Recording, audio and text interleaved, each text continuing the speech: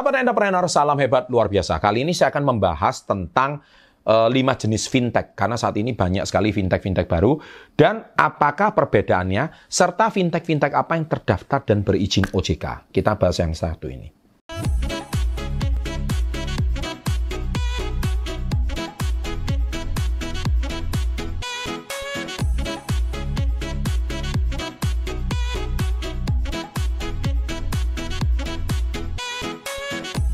Welcome to Success Before 30 Business and Financial Mentoring.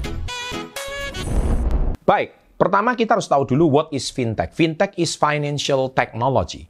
Jadi namanya juga financial technology. Tentu ini menggunakan artificial intelligence. Dan ini di industri 4.0 pasti banyak sekali industri-industri baru yang memang masih awam di masyarakat Indonesia. Tapi cepat atau lambat kita sekarang sudah mulai memahami. Kemudian artinya gabungan jasa keuangan dan teknologi. Contoh kalau dulu mungkin Anda harus pinjam uang ke koperasi.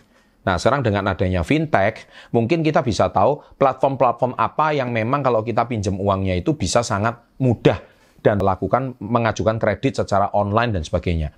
Yang pertama adalah peer-to-peer lending, P2P. Nah, peer-to-peer lending ini pinjam-meminjam untuk modal usaha atau memenuhi kebutuhan. Saya rasa saat ini sudah mulai banyak ya peer-to-peer lending, dan Anda sudah lihat iklannya berseliweran di mana-mana di sosial media, apakah itu untuk pribadi atau untuk korporasi.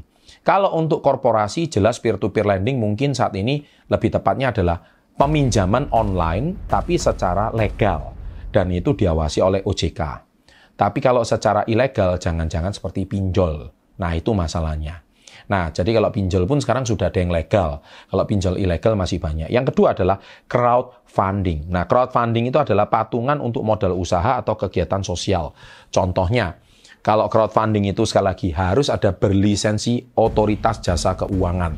Kalau tidak ada otoritas OJK, bisa-bisa crowdfundingnya itu bermasalah. Karena tidak boleh pengumpulan dana tanpa diawasi oleh OJK. Contohnya, mau nggak patungan membeli Indomaret contohnya. Indomaret ini harganya mungkin contohnya kalau sama tanahnya 2 miliar atau 3 miliar. Nah, mau nggak kita crowdfunding patungan 10 orang? Satu orang masing-masing 300 juta. Seperti kayak gitu. Kalau itu masih ada izinnya, nggak masalah. Kalau Anda nggak punya izinnya, nggak punya aktenya dan sebagainya, itu bisa dicap ilegal. So, harus hati-hati. Karena orang Indonesia ini mungkin literasi hukumnya juga rendah, literasi finansialnya juga rendah. Seringkali kita tuh mudah terkena investasi bodong seperti itu. Makanya OJK selalu ngomong, investasi bodong, ya bohong, ya kan?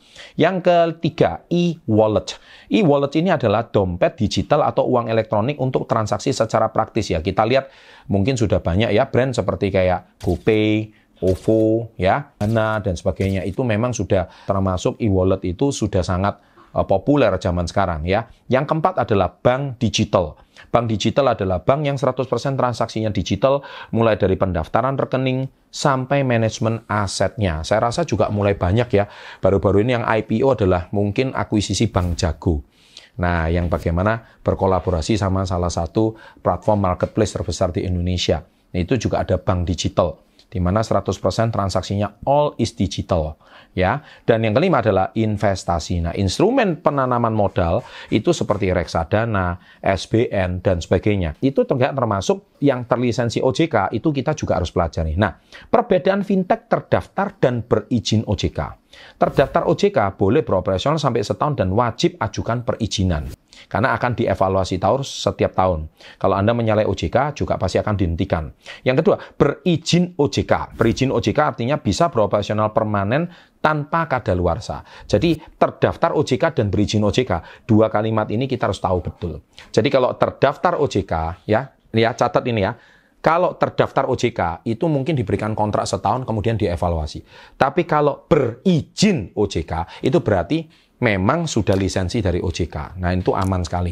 Sehingga bebas dari kata bodong dan sebagainya. So, hati-hati. Zaman sekarang banyak sekali penawaran-penawaran yang menarik. Banyak sekali penawaran-penawaran yang karena era yang begitu cepat. Tapi kalau kita tidak awas dan tidak paham, semoga konten ini bisa mencerdaskan kalian semua. Bagaimana informasi kali ini? Silakan saya tunggu di kolom komen. Sukses untuk Anda. Jangan lupa like-nya dan salam hebat luar biasa.